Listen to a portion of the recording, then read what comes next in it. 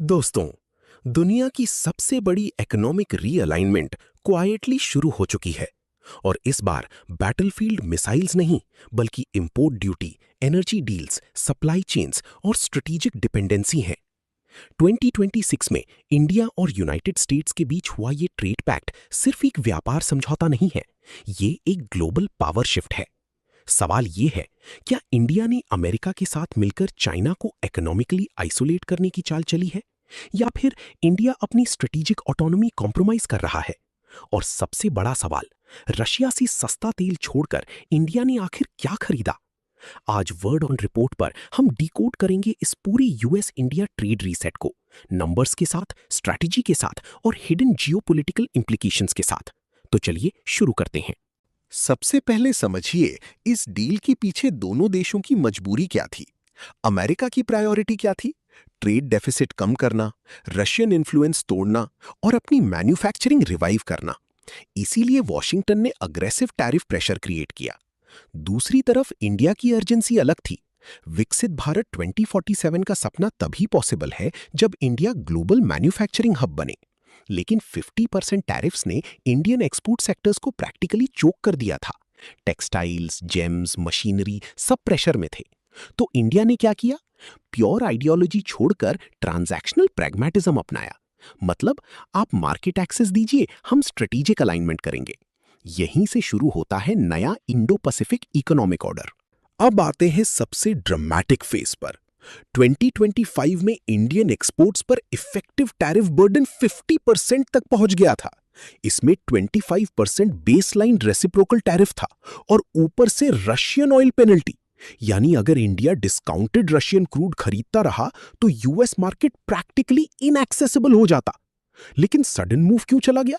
क्योंकि दोनों देशों को रियलाइजेशन हो गया कि ट्रेड वॉर दोनों को नुकसान पहुंचा रही है। अब देखिए नया स्ट्रक्चर। करीब $40.96 बिलियन एक्सपोर्ट्स पहले 50% ड्यूटी फेस कर रहे थे।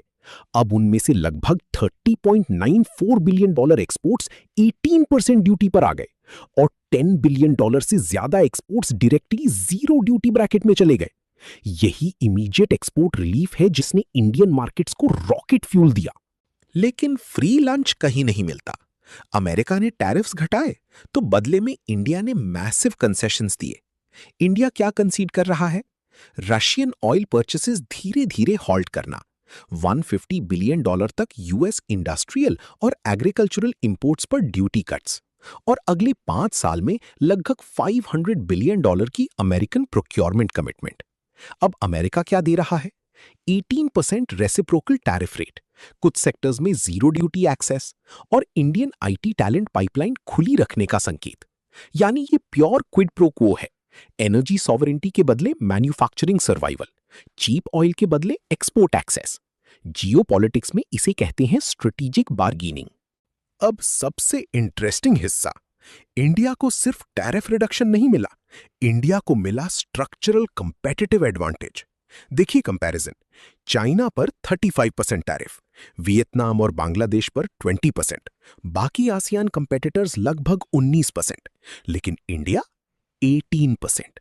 सिर्फ 1-2% डिफरेंस सुनने में छोटा लगता है, लेकिन ग्लोबल मैन्युफैक्चरिंग में यही margin billion dollar supply chain shift कर देता है। क्यों? क्योंकि वॉलमार्ट, एप्पल, टेस्ला, बोइंग जैसी कंपनीज माइक्रोस्कोपिक कॉस्ट एडवांटेज भी अग्रेसिवली चेस करती हैं। यानी चाइना +1 स्ट्रैटेजी में इंडिया अब ऑफिशियली फ्रंट रनर बन चुका है। अब बात करते हैं असली विनर्स की।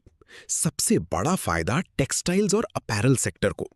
$113 बिलियन यूएस मार्केट अब फिर से इंडियन एक्सपोर्टर्स के लिए खुल रहा है। सिल्क प्रोडक्ट्स पर तो जीरो ड्यूटी एक्सेस भी मिला है। जेम्स एंड ज्वेलरी सेक्टर को भी बड़ा बूस्ट मिला। डायमंड्स और प्लैटिनम कैटेगरीज में special zero duty Windows create की गई हैं। और मशीनरी एंड पार्ट सेक्टर, यहीं लॉन्ग टर्म गेम छिपा है। $477 बिलियन इंडस्ट्रियल मार्केट तक बेहतर पहुंच, मतलब इंडिया धीरे धीरे लो कॉस्ट फैक्ट्री से एडवांस्ड मैन्युफैक्चरिंग इकोसिस्टम बन सकता है। इसीलिए डील अनाउंसमेंट के बाद कई टेक्सटाइल स्टॉक्स 19 से 20% तक जंप कर गए। मार्केट ने सिग्नल दे दिया, इन्वेस्टर्स इस डील को ग्रोथ एक्सेलरेटर मान रहे हैं। लेकिन पिक्चर पूरी तरह परफेक्ट नहीं है। सबसे बड़ा कॉन्ट्रडिक्शन आता है H1B वीजा पॉलिसी में। अमेरिका को हर साल लगभग 3 लाख स्टेम प्रोफेशनल्स की जरूरत पड़ती है, लेकिन डोमेस्टिक सप्लाई काफी कम है। इंडिया नेचुरली इस गैप को फिल करता है। आज भी H1B वीजास का लगभग 70 से 75% हिस्सा इंडियंस लेते हैं। लेकिन ट्विस्ट देखिए, वीजा एप्लीकेशन फी को $1 लाख तक पुश किया गया। सुनने में ये मैसिव क्रैकडाउन लगता है, लेकिन इंडियन आईटी जायंट्स के मार्जिन्स इतने स्ट्रांग हैं कि एनालिस्ट्स इसे सिर्फ 1% रेवेन्यू हिट मान रहे हैं। मतलब डिमांड इतनी ज्यादा है कि अमेरिका इंडियन टेक टैलेंट को पूरी तरह रिप्लेस कर ही नहीं सकता। यही है टेक पैराडॉक्स। अब आते हैं सबसे पॉलिटिकली सेंसिटिव सेक्टर पर, एग्रीकल्चर। इंडिया ने स्मार्ट बैलेंसिंग की। कुछ यूएस प्रोडक्ट्स को कंसेशन मिला, जैसे soybean oil, tree nuts, wine and spirits, animal feed grains. लेकिन क्या प्रोटेक्ट किया गया? Dairy, rice, wheat, maize, poultry, meat. क्यों? क्योंकि ये सिर्फ एग्रीकल्चर नहीं, 700 मिलियन लाइवलीहुड्स का सवाल है। अगर heavily subsidised American farm products Indian market में फ्लड कर जाते तो पॉलिटिकल एक्सप्लोजन ऑलमोस्ट गारंटीड था। इसलिए गवर्नमेंट ने कंट्रोल्ड ओपनिंग स्ट्रैटेजी अपनाई, यानी मार्केट एक्सेस भी और रूरल शील्ड भी। लेकिन हर अपॉर्चुनिटी के साथ रिस्क भी आता है, और इस डील का सबसे डेंजरस रिस्क है जीरो टैरिफ ट्रैप। अगर यूएस मेड मशीनरी और हाई टेक इंपोर्ट्स बहुत सस्ते हो गए तो इंडियन एमएसएमईज कैसे compete करेंगे? Capital good sector, aerospace, premium auto market, इन सब पर प्रेशर बढ़ सकता है। प्रॉब्लम सिर्फ कंपटीशन नहीं है, असल डेंजर ये है कि इंडिया कहीं परमानेंट कंज्यूमर इकोनॉमी बनकर न रह जाए। अगर टेक्नोलॉजी ट्रांसफर नहीं हुआ तो इंडियन फर्म्स असेंबली लाइन तक सीमित रह सकती हैं। यानी मेक इन इंडिया का नेक्स्ट फेज सिर्फ टैरिफ एडवांटेज से नहीं चलेगा। इनोवेशन, R&D और डोमेस्टिक कैपेबिलिटी बिल्डिंग मैंडेटरी होगी। अब आते हैं इस पूरी डील की सबसे expensive cost per, Russia. India ने पिछले कुछ सालों में डिस्काउंटेड रशियन क्रूड से मैसिव फायदा लिया था। चीप ऑयल ने इन्फ्लेशन कंट्रोल किया, करंट अकाउंट डेफिसिट स्टेबलाइज किया और इकोनॉमिक शॉक्स अब्सॉर्ब किए। लेकिन अब इक्वेशन बदल रही है। इंडिया धीरे धीरे अमेरिकन और वेनेजुएलन ऑयल सोर्सिंग की तरफ पिवट कर रहा है। समस्या क्या है? वेस्टर्न ऑयल जनरली महंगा पड़ता है, मतलब इंपोर्ट बिल बढ़ सकता है, इन्फ्लेशन प्रेशर आ सकता है और रुपये पर स्ट्रेस भी बन सकता है।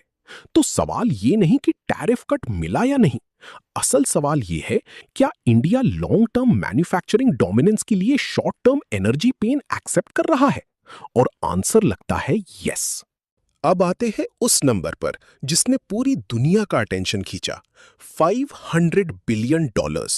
इंडिया ने अगले 5 साल में इतने यूएस गुड्स खरीदने का ब्रॉड कमिटमेंट दिया है।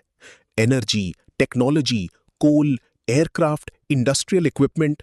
लेकिन रियलिटी चेक देखिए, ये अमाउंट इंडिया के एनुअल बजट के करीब 85% के बराबर बैठता है। यानी प्रैक्टिकली ये फुल्ली बाइंडिंग कमर्शियल कॉन्ट्रैक्ट नहीं लगता। एनालिस्ट्स इसे पॉलिटिकल सिग्नलिंग मैकेनिज्म मान रहे हैं। अमेरिका को डोमेस्टिक मैसेजिंग चाहिए थी कि उसने मैन्युफैक्चरिंग और एक्सपोर्ट सिक्योर किए हैं, और इंडिया को लोअर टैरिफ्स चाहिए थे, तो दोनों ने हेडलाइन नंबर क्रिएट कर दिया। अब पूरी स्टोरी का फिलोसॉफिकल कोर समझिए। India traditionally non alignment follow करता था, मतलब किसी एक सुपर पावर कैंप में फुल्ली एंटर नहीं होना। लेकिन 2026 के बाद नया मॉडल उभर रहा है, ट्रांजैक्शनल प्रैग्मेटिज्म। अब सॉवरेंटी आइडियोलॉजी से नहीं, सप्लाई चेन पोजीशनिंग से डिफाइन होगी। इंडिया एसेंशियली कह रहा है, अगर ग्लोबल मैन्युफैक्चरिंग फ्यूचर सिक्योर करना है तो स्ट्रेटेजिक कॉम्प्रोमाइजेस करने पड़ेंगे। रशिया से डिस्टेंस, अमेरिका के स्टैंडर्ड्स के साथ अलाइनमेंट, चाइना +1 इकोसिस्टम में डोमिनेंस, यही नया जियोपॉलिटिकल फॉर्मूला है। मार्केट्स ने इस डील को कैसे देखा? Historic optimism.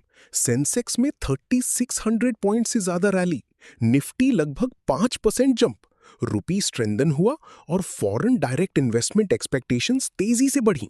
क्यों?